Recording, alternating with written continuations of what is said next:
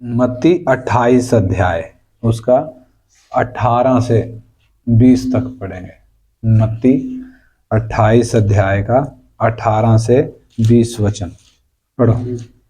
यीशु ने उनके पास आकर कहा, स्वर्ग और पृथ्वी का सारा अधिकार मुझे दिया गया है, इसलिए तुम जाओ, सब जातियों के लोगों को चेला बनाओ और उन्हें पिता और पुत्र और पवित्र आत्मा के नाम से बपतिस्मा दो और उन्हें सब बातें जो मैंने तुम्हें आज्ञा दी है मानना सिखाओ, और देखो मैं जगत के अंत तक सदा तुम्हारे संग हूँ। हाँ, इधर प्रभु जो आज्ञा दे रहा है, ये प्रभु एक आज्ञा कब दे रहा है? स्वर्ग में उठाए जाने से पहले, जब प्रभु ने क्रूस पर प्राण दे दिया, कब्र में जब रखा गया, उसके बाद तीसरे दिन जब जिंदा हो गया, जिंदा होने के 40 दिन इस धरती पर रहा, और 40 दिन के बाद आखिरी दिन ये घटना है, आखिरी दिन की ये घटना है, यानी उठाए जाने से ठीक पहले की ये घटना है, जब प्रभु क्या कह रहा?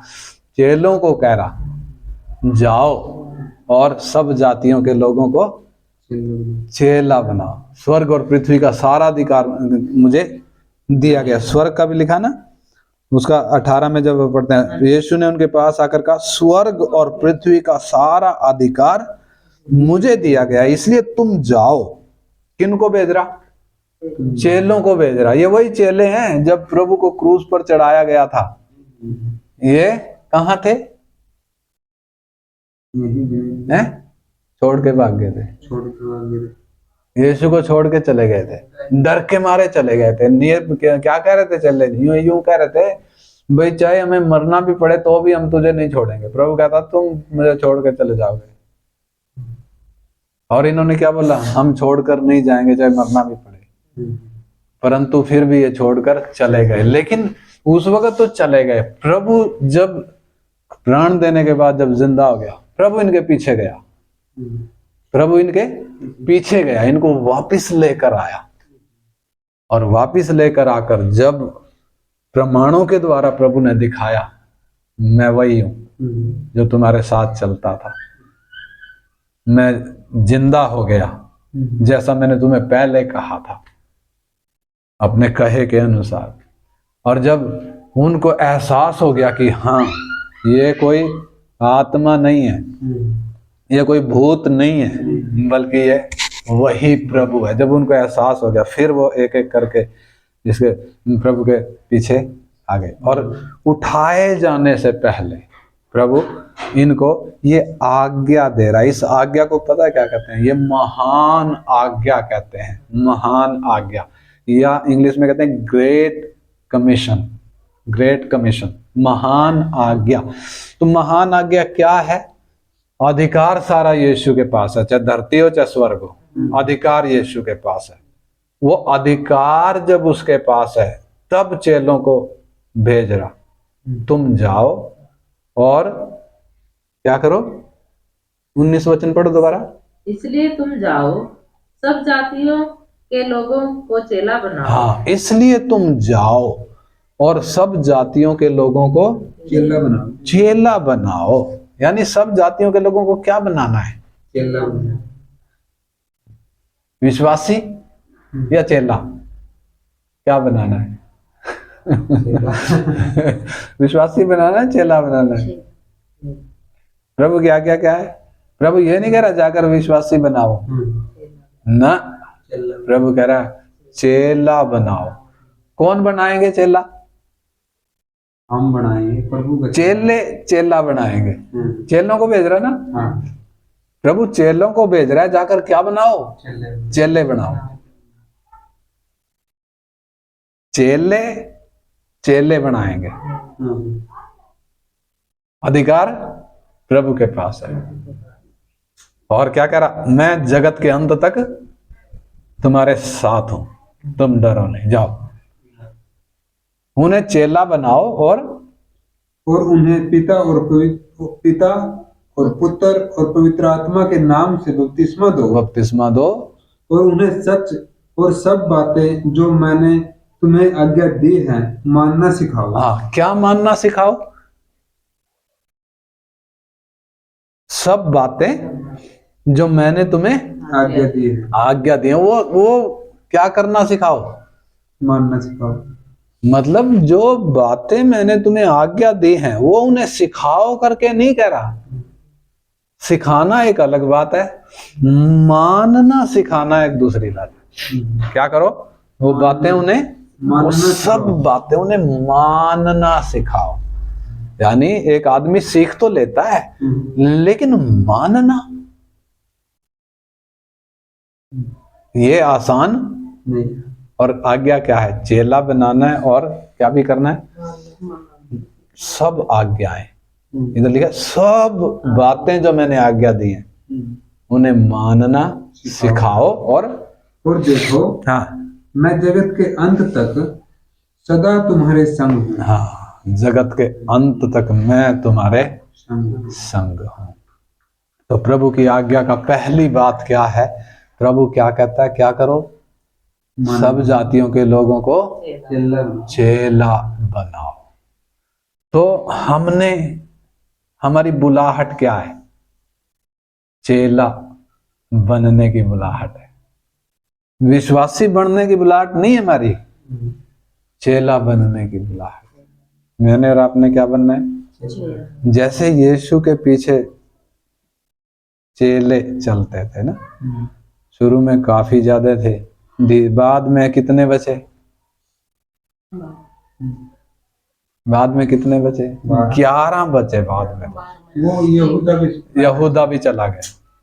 यहूदा भी वो लास्ट में चला गया ना, जब फसह का पर्व खा के तब गया। उसके बाद प्रभु, वो जब प्रभु शुरुआत कर रहा है तब 11 ही है, तब 11 ही है। यानी वो चेले, पतरस जैसे चेला था, यूहन्ना जैसे चेला था, थोमा जैसे चेला था, ऐसे ही प्रभु हमें भी क्या कह रहा? चेले बनाओ। यानी मैंने और आपने क्या बनना है? बनाना तो है ही है, पहले उससे क्या, पहले बनना पड़ेगा ना। हमें क्या बनना है? चेला बनना है। चेले बनकर फिर चेले बनाना है। कितना बड़ा काम है। यह नहीं कह रहा प्रभु जाकर विश्वासियों को तैयार करो, विश्वासी बनाओ करके, विश्वासी नहीं, चेले बनाओ। यानी मेरी और आपकी बुलाहट, हम चेला बनने के लिए बुलाए गए। तो चेला किसको कहते हैं? चेला, चेले की डेफिनेशन क्या है? चेले की परिभाषा क्या है? विश्वासी क्या? विश्वासी तो देखो, यीशु के पीछे आज जब हम देखते हैं दुनिया भर में सबसे ज्यादा लोग किसके पीछे हैं? सबसे ज्यादा सबसे ज्यादा यीशु के पीछे हैं। सबसे ज्यादा यीशु के पीछे, सबसे ज्यादा यीशु के पीछे। और कोई इस धरती पर ऐसा इंसान नहीं है, कोई गुरु नहीं है, कोई महात्मा नहीं है, कोई नबी नहीं है, या कोई पैगंबर नहीं है जिसके पीछे इतनी भीड़ हो जितनी भीड़ यीशु के पीछे है। सबसे ज्यादा लोग दुनिया में यीशु के पीछे हैं। यानी जिनको ईसाई भी कह सकते हैं, जिनको मसीह भी कह सकते हैं, तो कौन? यीशु के नाम से तो है। लेकिन उधर लेकिन आता है। लेकिन का मतलब, जैसे उस वक्त यीशु के पीछे बड़ी भीड़ चलती थी, है ना? लेकिन वो भीड़, जो बड़ी भीड़ चलती थी, जिन्होंने यीशु के द्वारा रोटी भी खाई, है ना, चंगाई भी पाई, दुष्ट आत्मा भी निकाले गए, है ना, बड़े अचंभे के काम जिन्होंने देखे, वो सारे के सारे चेले नहीं बन पाए। चेले बने क्या सारे? चेले नहीं थे। यानी वो किसी और मतलब से आए थे, लेकिन आए किसके पीछे थे? यीशु के पीछे ही आए थे, लेकिन मतलब कुछ और था। यीशु का मतलब क्या था? चेले बनाना। लेकिन वो किसी और मतलब। ऐसे ही आज भी तो दुनिया में जो भीड़ है यीशु के पीछे, उनमें ज्यादा कौन है? चेले बनने वाले नहीं है, वो मतलब ही आ रहे हैं, वो मतलब के लिए आए हैं, वो स्वार्थ के लिए आए हैं। मेरा स्वार्थ पूरा हो जाए। स्वार्थ क्या है? नौकरी मिल जाए, बेटा मिल जाए, या मेरा बिजनेस चल जाए, या मुझे विदेश जाना है तो मेरा वीजा लग जाए। यानी ऐसी ऐसी मांग लेकर आए, मेरा घर बन जाए। आज दुनिया में बहुत लोग हैं जो यीशु के पीछे इस मतलब से आए हैं। वो खुद आए, यीशु ने उनको लाया खींच के। वो धनी व्यक्ति आया था ना, यीशु के पीछे आया था, प्रभु लाया था उसको खींच के। एक जक्कई भी था, प्रभु यरीहो में प्रवेश करके जा रहा था। क्यों जा रहा था यरीहो में प्रवेश? क्योंकि यरीहो में एक व्यक्ति रहता है, कद नाटा है, नाम जक्कई है, उसके ऊपर नजर है। लेकिन इस घटना में वो धनी व्यक्ति, धनी सरदार, तो उस घटना में प्रभु शहर को छोड़कर बाहर जा रहा है, मार्ग में जा रहा है। तब शहर में से एक दौड़ते हुए, हाँफते हुए एक आ रहा है। कौन है? जवान है, सरदार है। सरदार का मतलब बड़ा अधिकारी है और बड़ा धनी है। यीशु के पास क्या मांग लेकर आया? हे उत्तम गुरु, अनंत जीवन पाने के लिए, मैं अनंत जीवन का अधिकारी होने के लिए मैं क्या करूं? प्रभु कहता, तू मुझे उत्तम क्यों कहता है? यानी प्रभु उसके पीछे नहीं गया, वो खुद उसके पीछे आया। तो आज दुनिया में बहुत भीड़ है जो खुद यीशु के पीछे आई है। जो खुद यीशु के पीछे आता है ना, वो अपने मतलब से आता है। मतलब क्या है? संसार की चीजें, संसार की चीजें। उनको बोलेंगे ना भाई चेला बनना है, कोई भी तैयार नहीं होगा। प्रभु जिसको चुनता है, प्रभु जिसको चुनता है, उसको किस मकसद से चुनता है? चेला बनने के मकसद से चुनता है। ये चेला बने, इसलिए ऐसे लोग थोड़े हैं, ज्यादा भीड़ नहीं है। चेले लास्ट में 11 ही बचे, जबकि बहुत भीड़ यीशु के पीछे चलती थी। आज भी बहुत भीड़ यीशु के पीछे है, लेकिन उनमें ज्यादा स्वार्थी हैं, संसारिक आशीषों के लिए आए हैं, आत्मिक आशीषों के लिए नहीं, संसारिक आशीषों के लिए आए हैं। लेकिन कुछ हैं जिनको प्रभु ने इसलिए चुना है ताकि वो क्या बने? चेला बने। तो चेला बनने की मैंने पूछा परिभाषा क्या है? 7 मुख्य बातें हैं, यानी कंडीशंस हैं, शर्तें हैं जो चेले ने होनी चाहिए, पूरा करनी है। 7 मुख्य बातें हैं। तो उनमें सबसे पहले देखने के लिए हम लूका 14 अध्याय उसका 25 वचन से पढ़ें। लूका 14 अध्याय का 25 वचन से। जब बड़ी भीड़ उसके साथ जा रही थी, बड़ी भीड़, देखो बड़ी भीड़ चलती थी यीशु के साथ, तो इधर बड़ी भीड़ उसके साथ जा रही थी, तो उसने पीछे मुड़कर उनसे कहा। हाँ, तब यीशु ने पीछे मुड़कर उनसे कहा। पीछे मुड़कर का मतलब यीशु आगे है और भीड़ पीछे है, इसलिए प्रभु पीछे मुड़कर भीड़ को कह रहा, बड़ी भीड़ है। क्या कह रहा? यदि कोई मेरे पास आए, यदि कोई मेरे पास आए और अपने माता, अपने पिता और माता को, और पत्नी और बच्चों और भाइयों और बहनों, वरन अपने प्राण को भी अप्रिय न जाने, तो वह मेरा चेला नहीं हो सकता। यानी चेला बनने के लिए शर्त है।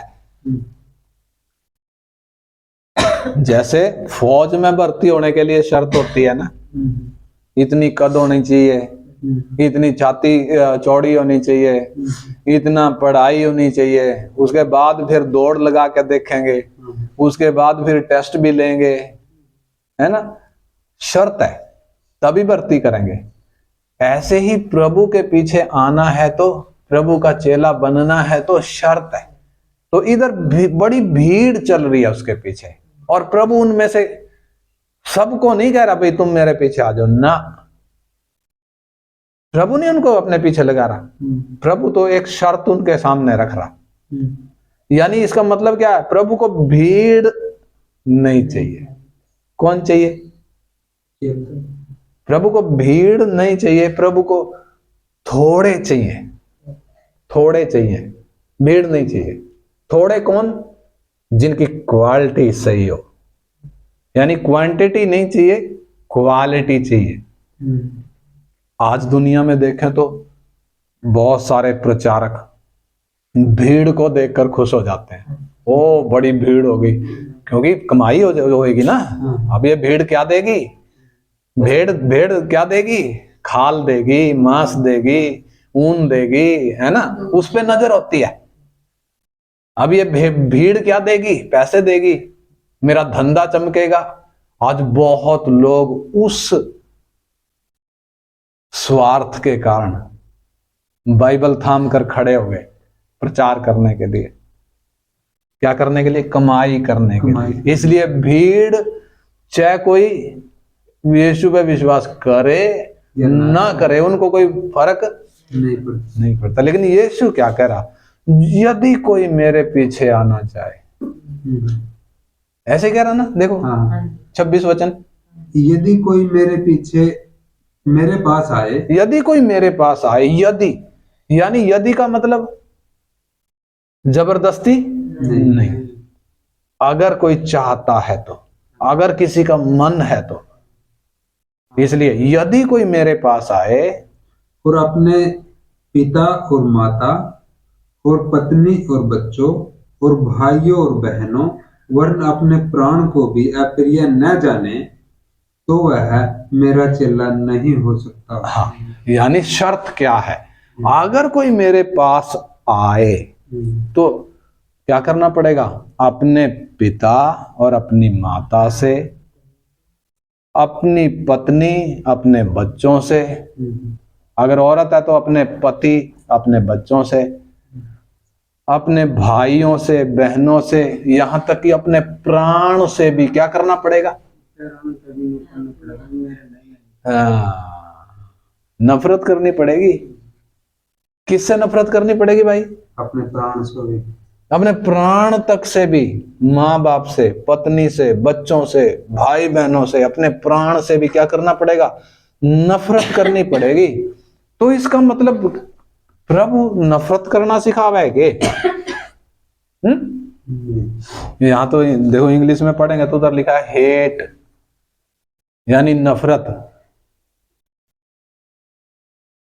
अगर नफरत ना करे तो मेरा चेला नहीं हो सकता। किससे नफरत? बाप से, माँ से, पत्नी से, बच्चों से, भाई बहनों से, अपने प्राण से भी क्या ना करे? नफरत ना करे तो मेरा चेला नहीं हो सकता। तो सवाल उठता है, प्रभु नफरत क्यों करवा रहा है? औरों से तो नफरत करवा रहा और अपने पीछे लगा रहा। लेकिन प्रभु जबरदस्ती किसी को अपने पीछे नहीं लगा रहा। अगर कोई जबरदस्ती किसी स्वार्थ के लिए आ रहा है वो बात दूसरी है, लेकिन प्रभु किन को चाहता है? जो लोग प्रभु से प्रेम करते हैं, प्रभु से प्रेम करते हैं। कितना प्रेम? उस बात का मतलब क्या है कि माँ बाप, भाई बहनों, पति पत्नी, बच्चों से भी, अपने प्राण से भी नफरत ना करे। उसका मतलब क्या है? देखो, परमेश्वर कभी भी दूसरों से नफरत करना नहीं चाहता। प्रभु ने तो ये लिख कर दिया है कि तुम अपने भाइयों ही को नमस्कार करो, तो तुम्हारी कौन सी बढ़ाई? चुंगी लेने वाले भी अपने भाइयों का नमस्कार करते हैं। अगर तुम अपने नमस्कार करने वालों को, यानी जो तुम्हें नमस्ते कहता है, अगर तुम उन्हें ही नमस्ते कहते हो तो कौन सा बड़ा काम करते हो? पापी लोग भी तो ऐसा करते हैं। जो नमस्ते करते हैं उनको नमस्ते करेंगे, जो गाली देंगे उनको गाली देंगे। प्रभु कहते हैं मैं तुमसे कहता हूं तुम अपने बैरियों से प्रेम करो। किन से प्रेम करो? बैरियों से।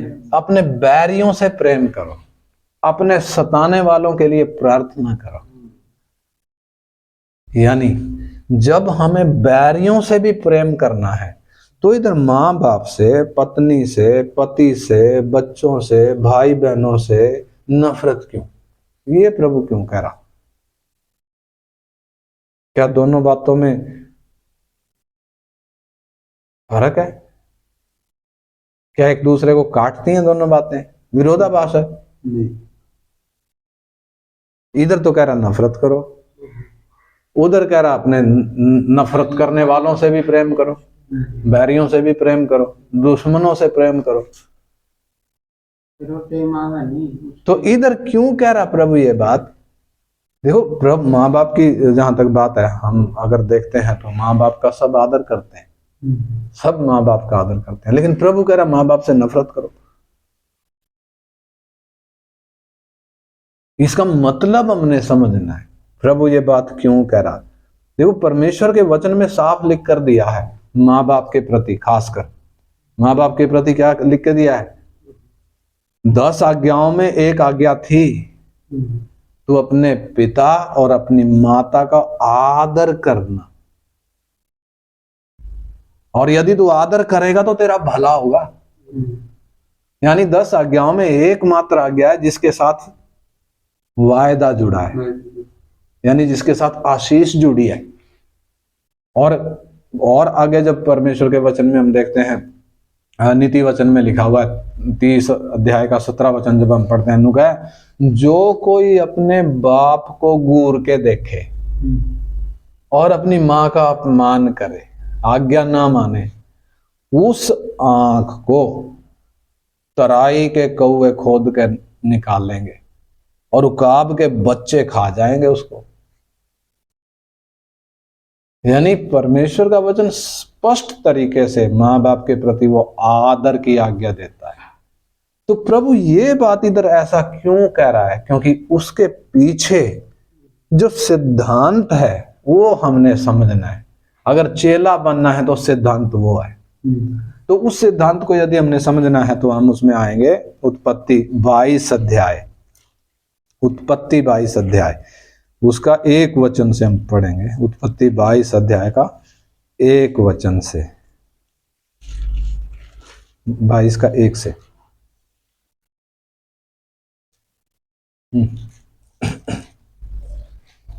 पढ़ो। इन बातों के पश्चात, इन बातों के पश्चात ऐसा हुआ हाँ कि परमेश्वर ने अब्राहम से यह कहकर उसकी परीक्षा की कि हे अब्राहम। उसने कहा देख मैं यहाँ हूँ। हाँ, उसने कहा अपने पुत्रों को अपने पुत्र को हाँ, अर्थात अपने इकलौते पुत्र इसहाक को हाँ, जिससे तू प्रेम कर रखता है हाँ, संग लेकर हाँ, मोरिया देश में चला जा हाँ, और वहां जाकर उसको एक पहाड़ के ऊपर जो मैं तुझे बताऊंगा होम बलि करके चढ़ा। तो इधर ये घटना कौन सी है? अब्राहम जिसको परमेश्वर ने ऊर नगर से बुलाया, कनान में उसको लेकर आया, और कनान में जब लेकर आया उसको वायदा दिया ये देश मैं तेरे वंश को दूंगा। और अब्राहम कह रहा मेरे पास तो कोई वंश है ही कोई नहीं, क्योंकि अब्राहम बूढ़ा हो गया था लेकिन उसके बच्चे थे नहीं, कोई बेटा नहीं था, बेटी भी नहीं थी। अब्राहम कह रहा प्रभु तू मुझे क्या कैसे देगा, ये मेरे पास तो कोई संतान है ही नहीं। प्रभु उसको बाहर ले जाकर वो आसमान की ओर दिखा रहा है रात के टाइम में कि ये तारों को देखता है, क्या तू इन्हें गिन सकता है? क्या कोई इनको गिन सकता है? ऐसे ही तेरा वंश होगा, यानी तेरे जो वंशज होंगे, यानी तेरे जो बेटे पोते होंगे उनके आगे जो पीढ़ियां होंगी कैसे होंगे, आकाश के तारागण के समान होंगे। तो जब परमेश्वर अब्राहम को ये बात कह रहा है, उसके सालों बाद, जब अब्राहम 99 साल का हो गया, अब्राहम के पास बेटा नहीं है, बच्चा नहीं है, अब्राहम और उसकी पत्नी बूढ़े हो गए, इतने बूढ़े हो गए कि आगे बच्चा पैदा करने की उम्मीद भी खत्म होगी। तब परमेश्वर ने अब्राहम को उसकी पत्नी सारा के द्वारा एक बेटा दिया, नाम था इसहाक। तो ये इसहाक जब बड़ा हुआ, जब थोड़ा बड़ा हुआ, लड़का हो गया, जब वो लड़का बन गया, तो उस लड़के के विषय में परमेश्वर कह रहा अब्राहम से। अब परमेश्वर अब्राहम को ये बात कह रहा, क्या कह रहा, हे अब्राहम। अब्राहम कह रहा, हाँ प्रभु मैं सुन रहा हूं, मैं यहां हूं। प्रभु कह रहा है कि तू क्या कर, अपने पुत्र को, अर्थात अपने इकलौते पुत्र इसहाक को, जिससे तू प्रेम रखता है, संग लेकर मोरिया देश में चला जा और वहां उसको एक पहाड़ के ऊपर, जो मैं तुझे बताऊंगा, होम बलि करके चढ़ा। किसको होम बलि करके चढ़ा? तेरा बेटा। फिर नंबर 2, तेरा इकलौता बेटा। फिर नंबर 3, जिसका नाम इसहाक है। और नंबर 4, जिससे तू प्रेम रखता है, उसको लेकर किधर चला जा? मोरिया देश में चला जा। उधर एक पहाड़ मैं तुझे बताऊंगा, उस पहाड़ पर उसको होम बलि करके चढ़ा। किसको? अपने बेटे को, जिसका नाम इसहाक है, जो तेरा इकलौता बेटा है, जिससे तू प्रेम रखता है, उसको संग लेकर चला जा और क्या कर? होम बलि करके चढ़ा। तो आगे आगे क्या हुआ फिर? अब्राहम का जो रिएक्शन है, प्रतिक्रिया क्या है?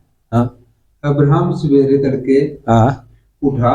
हाँ, तड़के उठा और उसने गधे पर काठी कसकर अपने 2 सेवक और अपने पुत्र इसहाक को संग लिया और होमबलि के लिए लकड़ी चीर ली। तब निकलकर उस स्थान की ओर चला जिसकी चर्चा परमेश्वर ने उससे की थी। तीसरे दिन अब्राहम ने आंखें उठाकर उस स्थान को दूर से देखा। देखिए इधर अब्राहम का रिएक्शन। अब्राहम को आज्ञा क्या मिली? तू अपने पुत्र को, अपने इकलौते पुत्र को, अपने पुत्र इसहाक को, जिससे तू प्रेम करता है, होम बलि करके चढ़ा। और होम बलि कहाँ चढ़ानी? जो यहां से बहुत दूर है, 3 दिन का रास्ता है। जब तू जाएगा कितने टाइम लगेगा? 3 दिन का टाइम है। यानी प्रभु ने उसको ये नहीं बोला भाई तू यहीं पे बलिदान करके चढ़ा दे, यहीं पे होम बलि चढ़ा करके। यहां पे क्यों नहीं बोला? 3 दिन का रास्ता क्यों? इतनी दूर की जगह क्यों बताई? ताकि नहीं, देखो समझना उस बात को। अब्राहम को 3 दिन का टाइम दिया ताकि जब तू इसको लेकर जा रहा है ना, रास्ते में 3 दिन सोचने का मौका है। क्या सोचने का मौका है? मुझे बेटा चाहिए या परमेश्वर चाहिए? 3 दिन का मौका है सोचने का, मैंने बेटा चाहिए या परमेश्वर चाहिए। बेटा चाहिए तो क्या करना पड़ेगा? परमेश्वर को छोड़ना पड़ेगा। परमेश्वर चाहिए तो बेटे को होम बलि करके चढ़ाना पड़ेगा। 3 दिन का अवसर है सोचने का। इसलिए प्रभु ने वहां घर में नहीं वेदी बनवाई, 3 दिन के दूर सफर में उसको भेजा, मोरिया देश में भेजा, वहां जाकर पहाड़ पे चढ़ाना। और अब्राहम की जो प्रतिक्रिया है, इधर लिखा है अब्राहम बड़े तड़के उठा और क्या किया उसने तड़के उठकर? दोबारा पढ़ेंगे। तड़के उठा, उसका 3 वचन। अच्छा, अब्राहम सवेरे तड़के उठा हाँ और अपने गधे पर काठी कसकर हाँ अपने 2 सेवक हाँ और अपने पुत्र इसहाक को संग लिया। और होम बलि के लिए लकड़ी चीर ली। हाँ, होम बलि के लिए क्या कर लिया? लकड़ी भी चीर ली। तो सवाल उठता है, लकड़ी तो वहां भी मिल जाएगी जहां बलिदान चढ़ाने जा रहा है, वहां लकड़ी नहीं मिलेगी क्या? घरा तो लकड़ी क्यों ले गया? एक बात। फिर चीर का क्यों लेके जा रहा? अब्राहम की मंशा आप देखना, अब्राहम की सोच आप देखना। 3 दिन के सफर में निकल रहा, क्या करने के लिए? बेटे को होम बलि करके चढ़ाने के लिए। लकड़ी घर से लेके चला। घर से क्यों लेके चला?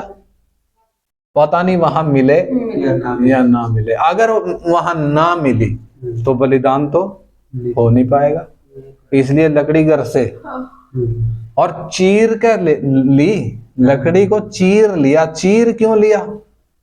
कहीं वहां चीरने के लिए साधन ना, इसलिए लकड़ी घर से लेकर चला, चीर कर लेकर चला, आग भी घर से लेकर चला। 2 सेवक और अपने बेटे इसहाक को संग लेकर चला। गधे पर क्या कस ली? काठी कस ली।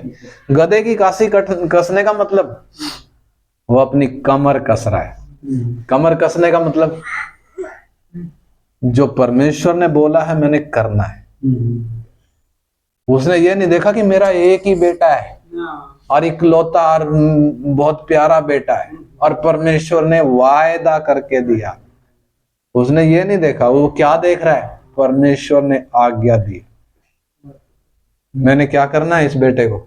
प्रभु ने बोला तो मैंने बलिदान करना, होम बलि करके चढ़ाना है। इसलिए लकड़ी घर से ले ली, गधे पर काठी कस ली। 3 दिन का सफर है। 3 दिन में उसका मन डावाडोल हो सकता था, नहीं हुआ। 3 दिन क्या उसके मन में विचार नहीं आ रहे होंगे? हैं? मन में विचार आ रहे होंगे, मैं परमेश्वर को चुनूं या बेटे को चुनूं? मैं और आप होते किसको चुनते? अहमद खान भाई बेटे को देखते किसको चुनते? ही रहते। अब्राहम ने परमेश्वर को चुना। 3 दिन के विचारों को साइड में रख दिया उसने। लकड़ी घर से लेके चला, चीर के लेके चला लकड़ी। और फिर आगे तीसरे दिन तब निकलकर हाँ उस स्थान की ओर चार चला, हाँ हाँ जिसकी चर्चा परमेश्वर ने उसको की थी। हाँ तीसरे दिन अब्राहम ने आंखें उठाकर उस स्थान को दूर से देखा। हाँ। जब तीसरा दिन आ गया चलते चलते, अब तीसरे दिन वो स्थान दूर दिखाई दे रहा। पहाड़ तो फिर दूर से ही दिखेगा ना, पहाड़ तो दूर से ही दिख जाएगा। तीसरे दिन दूर वो पहाड़ दिखाई दे रहा है, मोरिया पहाड़ दूर दिखाई दे रहा है। दूर से देखा, फिर क्या हो गया? और उसने अपने सेवकों से कहा, अपने सेवकों से कहा, 2 सेवक थे ना साथ में, हाँ, गधे के पास यहीं ठहरे रहो। गधा यहीं ठहरा रहेगा, तुम भी गधे के पास ठहरे रहो।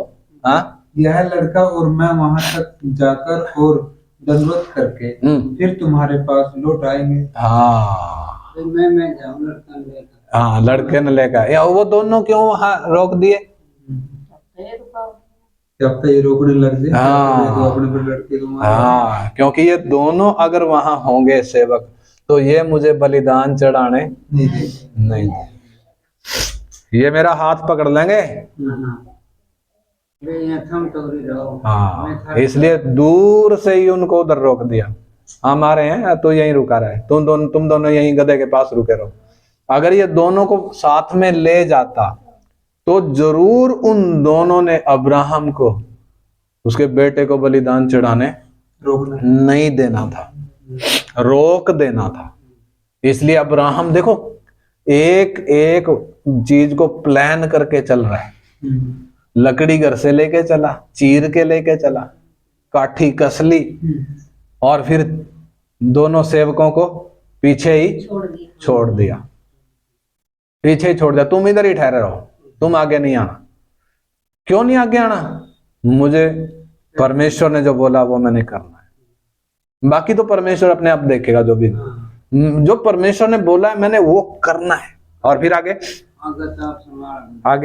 तब अब्राहम ने होम बलि की लकड़ी ले अपने पुत्र इसहाक पर लादी। हाँ, इसहाक पर लादी और आग और छुरी को अपने हाथ में लिया। हाँ, आग कहाँ से ली? आग और छुरी कहाँ से ले ली? घर से लेके आया है। लकड़ी केवल चीर कर नहीं लाया, आग और छुरी भी घर से लाया। छुरी क्या, किस लिए? बेटे को काटना है। आग किस लिए? लकड़ियों में आग लगानी है ऊपर बेटे को रखकर। सारा इंतजाम कहां से करके आया? घर से लेकर चला। आग भी घर से लेकर चला है। पता नहीं वहां आग मिले ना मिले, पता नहीं वहां लकड़ी मिले ना मिले, ले ली। और फिर और वे दोनों एक साथ चल पड़े। एक साथ चल पड़े। इसहाक ने अपने पिता अब्राहम से कहा, हाँ, हे मेरे पिता। हे मेरे पिता। उसने कहा, हाँ, हे मेरे पुत्र। हाँ, क्या बात है? हाँ। उसने कहा, देख आग। अपने बाप से सवाल कर रहा है। क्या सवाल कर रहा है? हे मेरे पिता, देख आग और लकड़ी तो है, पर होम बलि के लिए भेड़ कहाँ है? यानी ये लड़का रोज या रेगुलर बेस पे क्या देखता आया है? अपने बाप को बलिदान चढ़ाते देखते आया है। उसमें लकड़ी की भी जरूरत पड़ती है, आग की भी जरूरत पड़ती है और भेड़ की भी जरूरत पड़ती है। यानी आग भी है, छुरी भी है, लकड़ी भी है, लेकिन क्या नहीं है? भेड़ तो है ही नहीं। अब इसहाक ये बात तो समझ गया कि बलिदान चढ़ाने के लिए जा रहे, लेकिन इसहाक सवाल पूछ रहा, भेड़ कहाँ है जिसको बलिदान चढ़ाना है? इसहाक को नहीं मालूम कि वो भेड़ मैं ही हूं। इसहाक को इस बात का नहीं पता, इसलिए सवाल पूछ रहा, हे पिता, भेड़ कहाँ है? लकड़ी भी है, छुरी भी है, आग भी है, लेकिन भेड़ कहाँ है? अब्राहम क्या कह रहा? अब्राहम ने कहा, हे मेरे पुत्र। हे मेरे पुत्र, परमेश्वर होम बलि की भेड़ का उपाय आप ही करेगा। हाँ, हे मेरे पुत्र, परमेश्वर होम बलि की भेड़ का उपाय आप ही करेगा। यानी वो खुद उपाय करेगा। और वे दोनों संग संग आगे चलते गए। जब वे उस स्थान को जिसे परमेश्वर ने उसको बताया था पहुंचे, तब अब्राहम ने वहां वेदी बनाकर लकड़ी को चुन चुन कर रखा और अपने पुत्र इसहाक को बांध कर वेदी पर की लकड़ी के ऊपर रख दिया। इसहाक को बांध कर रखा है। बांध कर क्यों रखा? कहीं ऐसा ना हो मैं छुरी उठाऊं और ये उठ के भाग जाए। देखो इंतजाम देखो आप अब्राहम का। अगर बांधूंगा नहीं तो ये उठ के भाग जाएगा। इसलिए इसहाक को बांध कर वेदी पर रख दिया। और आगे लिखा है 10 वचन में, फिर अब्राहम ने हाथ उठाकर छुरी को ले लिया। छुरी को ले लिया कि अपने पुत्र को बलि करे। और 11 में लिखा है, तब यहोवा के दूत ने स्वर्ग से उसको पुकार के कहा, हे अब्राहम, हे अब्राहम। उसने कहा, देख मैं यहां हूं। उसने कहा, यानी परमेश्वर ने कहा, उस लड़के पर हाथ मत बढ़ा, उस लड़के पर हाथ मत बढ़ा और ना उसे कुछ कर, क्योंकि तूने जो मुझसे अपने पुत्र वरन अपने इकलौते पुत्र को भी नहीं रख छोड़ा, इससे मैं अब जान गया हूं कि तू परमेश्वर का भय मानता है। परमेश्वर का भय मानने का मतलब तू परमेश्वर से प्रेम करता है, अपने पुत्र से ज्यादा तू अपने परमेश्वर से प्रेम करता है। अब मैं जान गया हूं। यानी इस बात से हमें क्या पता चलता है? जब शुरू में हमने एक वचन पढ़ा इसका, परमेश्वर जब अब्राहम को कह रहा, कितनी आवाज लगाई? एक आवाज लगाई। और अब जब ये वेदी पर बेटे को रखकर छुरी बढ़ा रहा है, परमेश्वर दो आवाज लगा रहा है, हे अब्राहम, हे अब्राहम। एक आवाज नहीं लगा रहा, दो आवाज क्यों लगा रहा है? कहीं ऐसा ना हो ये जो मतलब बलिदान करने के लिए तैयार हो रहा, पहली आवाज ये ना सुने, इसलिए दूसरी आवाज लगाई। यानी परमेश्वर क्या कह रहा, तू अपने बेटे पर हाथ मत बढ़ा, उसे कुछ ना कर। यानी अब सवाल उठता है, परमेश्वर ये भी कह रहा कि बलिदान चढ़ा, और परमेश्वर ने बलिदान चढ़ान भी नहीं दिया, वो क्यों? बलिदान चढ़ाने को भी बोला, आज्ञा दी। और जब अब्राहम ने 100% आज्ञा मान ली, ज्यों की त्यों आज्ञा मान ली, घर से ही लकड़ी चीर के चला, आग लेकर, छुरी लेकर, घर से ही तैयारी करके जब चला, 3 दिन का रास्ता था, मन में ऐसा वैसा विचार आने नहीं दिया। और दूर जब वो तीसरे दिन वहां पहुंचा, सेवकों को भी दूर पहले ही पीछे हटा दिया, तुमने उधर नहीं आना। और जब लकड़ी चुन चुन कर वेदी बनाई, वेदी पर अपने बेटे को बांध कर रखा, और फिर छुरी उठाई, और जब छुरी उठाकर अपने बेटे पर चलाने लगा, तब परमेश्वर ने क्या कर लिया? हाथ कैसे पकड़ा? स्वर्ग से आवाज आई, हे अब्राहम, हे अब्राहम, अपने बेटे पर हाथ ना बढ़ा, उसे कुछ ना कर। क्यों परमेश्वर ने उसे कुछ नहीं करने दिया? उसके पीछे का कारण, क्यों परमेश्वर ने इतना कुछ होने दिया? अगर बेटे को बलिदान नहीं करने देना है तो इतना क्यों उससे करवाया? यहां तक क्यों उसको लेकर आया? क्यों उसकी परीक्षा करी?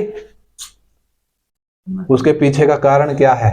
क्योंकि अब्राहम ने अपने बेटे को अपने मन में बसा रखा था।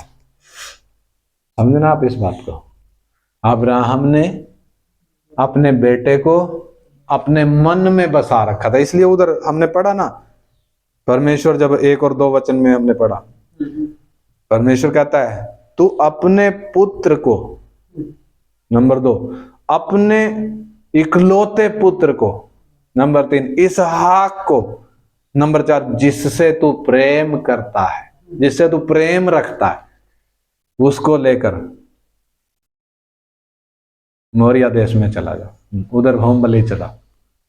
यानी अब्राहम के मन में अपने बेटे की मूर्त थी।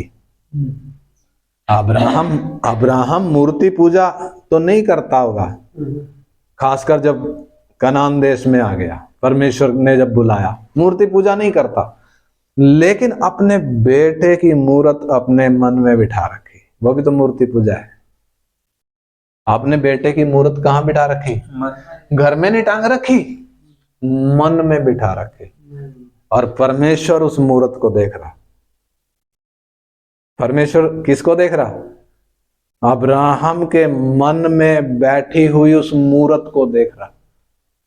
इसलिए इसहाक को मारने के लिए नहीं, क्या करने के लिए? वो मूर्त तोड़ने के लिए। परमेश्वर ने वो मूर्त तोड़ने के लिए, क्योंकि जब तक ये मूर्त इसके मन में रहेगी, ये क्या नहीं कर सकता? अपनी बुलाहट को पूरा कर नहीं सकता। समझ में आई बात? ये बेटा किसने दिया? परमेश्वर ने दिया। कब दिया? जब ये बेटा पैदा करने की हालत में नहीं थे, दोनों पति पत्नी बूढ़े हो गए थे, तब दिया। परमेश्वर ने इसलिए नहीं दिया कि जब ये लड़का हो जाए परमेश्वर इनसे छीन लेना, इसलिए नहीं दिया। लेकिन क्यों बलिदान चढ़वा रहा? वो मूर्त तोड़नी जो कहां बैठी है? मन में बैठी है। यीशु मसीह जब भीड़ को पीछे मुड़कर बोल रहा है, क्या बोल रहा है? यदि कोई मेरे पास आए, अपने पिता और माता, अपनी पत्नी और बच्चे अपने भाई और बहनों, यहाँ तक कि अपने प्राण को भी अप्रिय ना जाने, मेरा चेला नहीं। नहीं हो सकता। उस बात को इधर हम समझते हैं। अब्राहम प्रिय जानता था किसको? अपने पुत्र को। परमेश्वर के पीछे अगर अब्राहम ने चलना है तो अपने पुत्र को प्रिय नहीं जानना। यानी उसका मतलब हम परमेश्वर से बढ़कर अपनी मां को, अपने बाप को, अपनी पत्नी को, अपने पति को, अपने बच्चों को, अपने भाई बहनों को, यहां तक कि अपने प्राण को भी परमेश्वर से बढ़कर समझते हैं। बहुत बार ऐसा होता है। परमेश्वर इस बात को बर्दाश्त नहीं करता। खासकर कब? जब पानी में डूबकर हमने बपतिस्मा लिया है। परमेश्वर इस बात को बर्दाश्त करेगा नहीं। परमेश्वर अब्राहम को ऊर से निकाल कर लाया, कनान देश में लाया, वाचा बांधी, वायदा करके बेटा तब दिया जब अब्राहम बच्चा पैदा नहीं कर सकता था। इसलिए नहीं कि अब्राहम अपने बेटे के जाल में फंस जाए, बल्कि इसलिए दिया ताकि परमेश्वर अपनी प्रतिज्ञा को पूरा करे। अगर अब्राहम अपने बेटे को अपने मन में बसा कर रखे, परमेश्वर की प्रतिज्ञा पूरी नहीं होगी। और वही बात यीशु मसीह कह रहे हैं। प्रभु यीशु के पीछे यदि हम आए, उसके पास यदि हम आए और उससे बढ़कर यदि हम किसी और को प्रेम करते हैं, प्रभु बर्दाश्त इसलिए कहता है पहले ही हट जाओ, मेरे पीछे ना हो, मेरे पास ना हो। अगर तुम नहीं कर सकते तो ये काम, अगर तुम अपने रिश्तेदारों से, माँ बाप, भाई बहन, पति पत्नी, बच्चों से, अपने प्राण से अगर तुम नफरत नहीं कर सकते, यानी परमेश्वर अब्राहम को यह नहीं कह रहा कि तू अपने बेटे से नफरत कर, यह नहीं कह रहा। क्या संदेश दे रहा है? उस घटना के द्वारा हमें क्या समझा रहा है? तू अपने बेटे को अपने मन में ना बिठा। जब मूरत टूट गई, अब्राहम के मन में बैठी हुई मूरत जब टूट गई, परमेश्वर ने उसका हाथ रोक दिया। लड़के को कुछ ना कर, इस पर हाथ मत चला। यानी परमेश्वर लड़के से नफरत नहीं कर रहा। परमेश्वर अब्राहम से बढ़कर उस लड़के से प्रेम करता है, क्योंकि परमेश्वर ने दिया है, वायदा करा है, इसके द्वारा बहुत आगे काम होना है। परंतु इसकी मूरत अब्राहम के मन में नहीं होनी। क्या मेरे और आपके मन में मूरत है? किसकी मूरत? अपने बच्चे की हो सकती है, अपनी पत्नी या पत्नी के लिए अपने पति की हो सकती है, माँ बाप की मूरत हो सकती है, भाई बहनों की मूरत हो सकती है, मेरी खुद की भी तो मूरत हो सकती है। इसलिए प्रभु ने बोला अपने प्राण को भी अप्रिय ना जाने। कईयों ने अपनी खुद की मूरत अपने मन में बसा रखी। क्या उस मूरत को आज हम तोड़ेंगे? क्या उस मूरत को आज हम तोड़ेंगे? अब्राहम ने तोड़ दी। लकड़ी घर से चीर के चला, गधे पे काठी कसी, आग घर से लेके चला, छुरी घर से लेके चला, 2 सेवक भी थे, रास्ते में रोक दिए, तुमने उधर नहीं आना। बेटे को बांध कर वेदी में रखा। ये सारा इंतजाम क्यों किया? परमेश्वर ने जो बोला मैंने करना है। प्रभु यीशु भी हमें बोल रहा है, क्या हम उसका बोला हुआ मानेंगे? हजारों साल पहले विवेक के एक व्यक्ति ने, जो वायदे के युग में आया, उस व्यक्ति ने वो किया जो परमेश्वर ने बोला। क्या मैं और आप करेंगे? हमारे हाथ में परमेश्वर ने लिख कर दिया है, अपना आत्मा हमारे अंदर दिया है, हमें अपना मंदिर बनाया है। इसलिए नहीं कि हम दूसरों के प्रेम में पागल हो जाएं, इसलिए नहीं कि हम अपने मन में किसी और की मूरत रखें। और एक धनी व्यक्ति आया था, अपने मन में किसकी मूर्त रखे हुए था? पैसे की, अपनी दौलत की। प्रभु ने बोला जा वापिस चला जा। वो वापिस चला गया, उदास होकर गया, दुखी होकर गया। प्रभु उसको वापिस नहीं गया बुलाने। प्रभु ने एक बार भी नहीं बोला तू अपनी आधी संपत्ति दे दे, चल आधी बाद में देखी जाएगी। क्योंकि मूर्त किसी और की है, प्रभु स्वीकार नहीं करेगा। मेरे और आपके मन में, खासकर जब हमने खुद अपनी मर्जी से जब बपतिस्मा लिया है, यीशु को जब अपना प्रभु माना है, प्रभु हमारे मन में किसी और की मूर्त बसने नहीं देगा। इसलिए कहता है यदि कोई मेरे पास आए और अपने पिता और माता और पत्नी और बच्चों और भाइयों और बहनों, यहां तक कि अपने प्राण को भी अप्रिय ना जाने, मेरा चेला नहीं हो सकता। मैंने और आपने यदि चेला बनना है तो पहली शर्त, हमारे मन में किसी और की मूर्त नहीं होनी। सबसे बढ़कर पहला स्थान हमने अपने प्रभु को देना है। क्या तैयार हैं? क्या आज तक देते आए हैं? किसको देते आए हैं? प्रभु कहता है प्रकाशित वाक्य में, तूने पहला सा प्रेम छोड़ दिया है। यानी पहले नंबर पर मुझे प्रेम करता था, लेकिन अब तू किसी और को प्रेम करता है। पहले सा प्रेम छोड़ दिया। क्या अब्राहम की तरह हमारा मन होगा? अब्राहम का इंतजाम देखें, उसकी मंशा देखें, मुझे बेटा नहीं, मुझे परमेश्वर चाहिए। हम किसको चुनेंगे? आइए हम विचार करें, हम प्रार्थना करें। हालेलुया।